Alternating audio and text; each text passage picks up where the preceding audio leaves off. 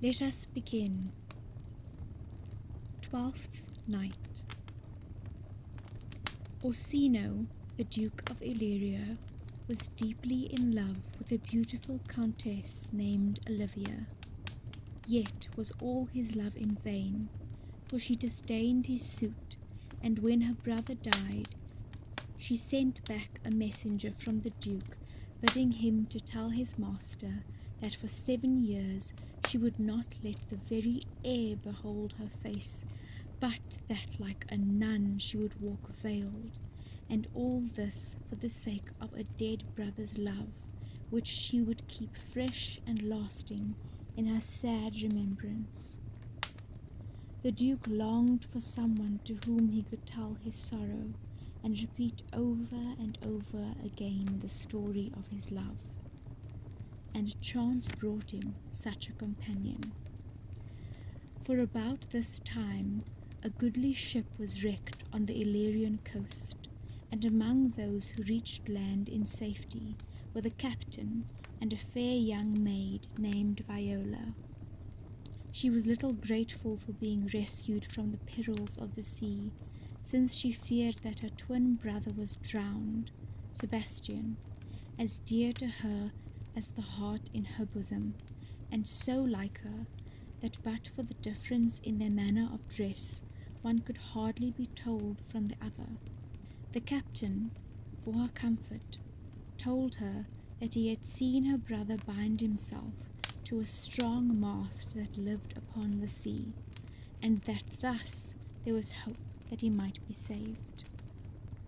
Viola now asked in whose country she was, and learning that the young Duke Orsino ruled there, and was as noble in his nature as in his name, she decided to disguise herself in male attire and seek for employment with him as a page.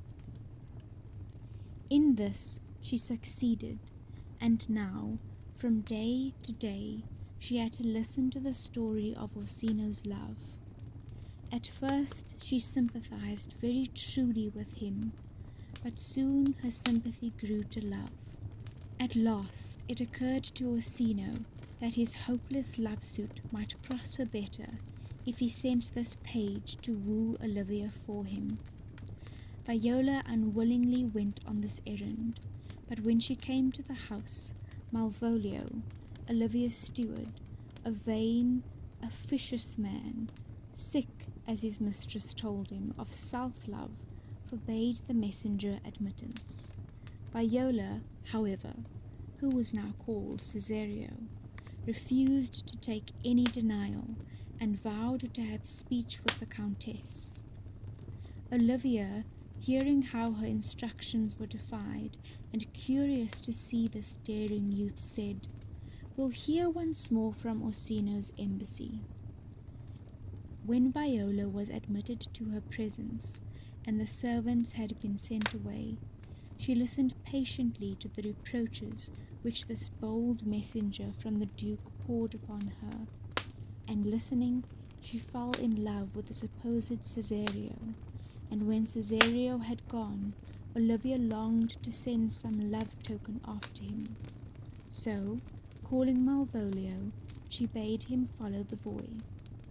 "He left this ring behind him," she said, taking one from her finger. "Tell him I will none of it." Malvolio did as he was bid, and then Viola, who of course knew perfectly well that she had left no ring behind her, saw with a woman's quickness that Olivia loved her. Then she went back to the Duke, very sad at heart for her lover, and for Olivia, and for herself.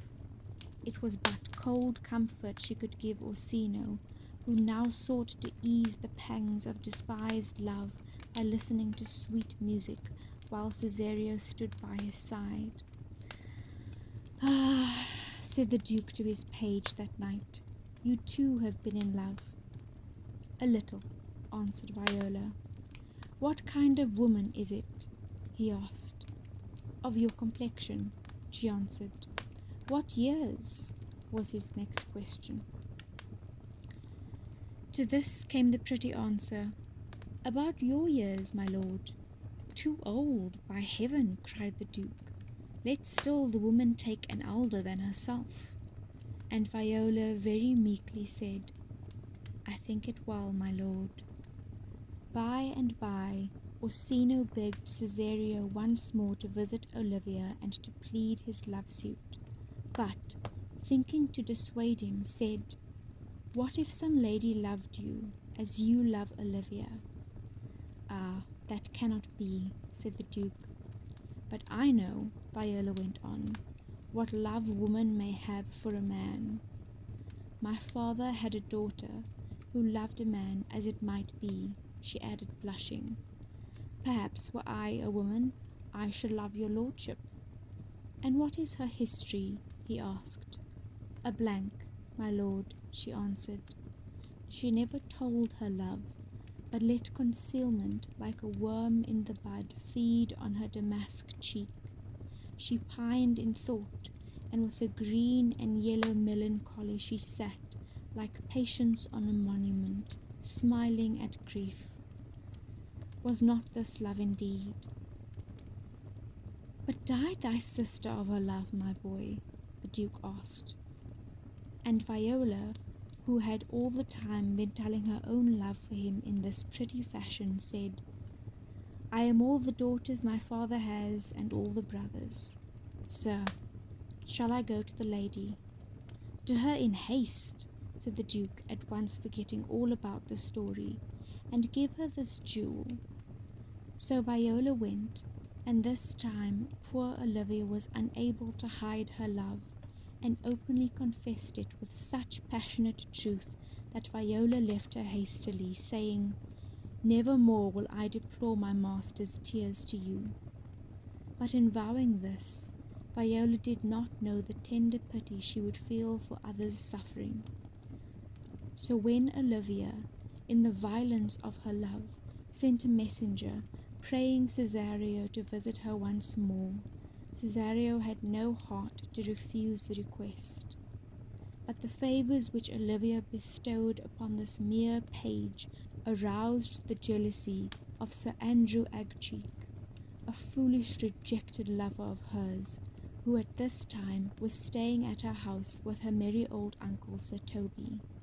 This same Sir Toby dearly loved a practical joke, and knowing Sir Andrew to be an arrant coward, he thought that if he could bring off a duel between him and Cesario, there would be rare sport indeed. So he induced Sir Andrew to send a challenge, which he himself took to Cesario. The poor page, in great terror, said, I will return again to the house. I am no fighter. Back you shall not to the house, said Sir Toby, unless you fight me first. And as he looked a very fierce old gentleman, Viola thought it best to await Sir Andrew's coming, and when he at last made his appearance in a great fright, if the truth had been known, she tremblingly drew her sword, and Sir Andrew, in like fear, followed her example. Happily for them both, at this moment, some officers of the court came on the scene, and stopped the intended duel. Viola gladly made off with what speed she might, while Sir Toby called after her, A very paltry boy, and more a coward than a hare. Now, while these things were happening, Sebastian had escaped all the dangers of the deep, and had landed safely in Illyria, where he determined to make his way to the Duke's court. On his way thither, he passed Olivia's house, just as Viola had left it in such a hurry, and whom should he meet but Sir Andrew and Sir Toby. Sir Andrew, mistaking Sebastian for the cowardly Cesario, took his courage in both hands, and walking up to him, struck him, saying, There's for you. Why, there's for you, and there, said Sebastian, biting back a great deal harder, and again, till Sir Toby came to the rescue of his friend. Sebastian, however, tore himself free from Sir Toby's clutches, and drawing his sword, would have fought them both, but that Olivia herself, having heard of the quarrel, came running in, and with many reproaches sent Sir Toby and his friend away. Then, turning to Sebastian, whom she too thought to be Cesario, she besought him with many a pretty speech to come into the house with her. Sebastian, half dazed and all delighted with her beauty and grace, readily consented, and that very day, so great was Olivia's haste, they were married before she had discovered that he was not Cesario, or Sebastian was quite certain whether or not he was in a dream. Meanwhile, Orsino, hearing how ill Cesario sped with Olivia, visited her himself, taking Cesario with him. Olivia met them both before her door, and seeing, as she thought, her husband there, reproached him for leaving her, while to the Duke she said that his suit was as fat and wholesome to her as howling after music. "Still so cruel?" said Orsino. "Still so constant," she answered. Then, Orsino's anger growing to cruelty, he vowed to be revenged on her. He would kill Cesario, whom he knew she loved. "Come, boy," he said to the page.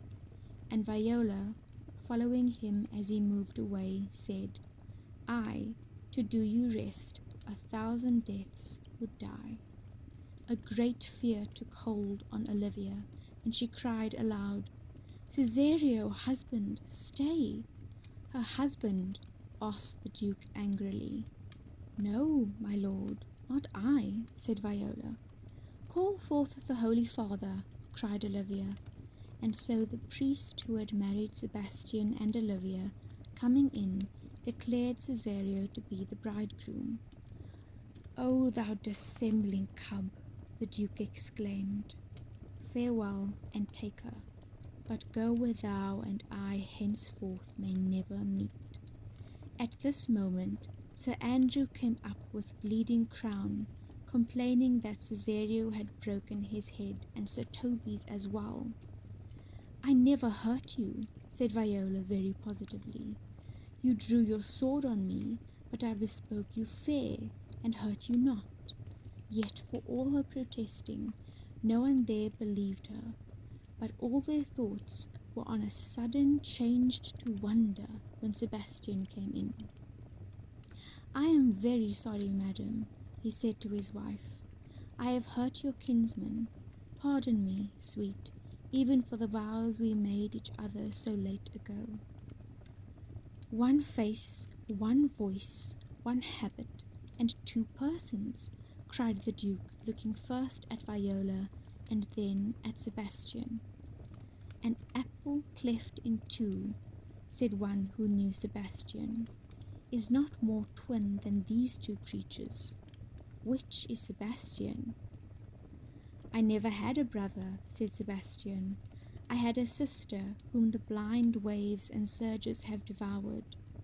Were you a woman," he said to Viola, "I should let my tears fall upon your cheek and say, 'Thrice welcome, drowned Viola.'" Then Viola, rejoicing to see her dear brother alive, confessed that she was indeed his sister. As she spoke, Orsino felt the pity that is akin to love. "Boy," he said, "thou hast said to me 1,000 times, thou never shouldst love woman like to me." "And all those sayings will I overswear," Viola replied, "and all those swearings keep true." "Give me thy hand," Orsino cried in gladness. "Thou shalt be my wife, and my fancy's queen." Thus was the gentle Viola made happy, while Olivia found in Sebastian a constant lover and a good husband, and he in her a true and loving wife. And that is that.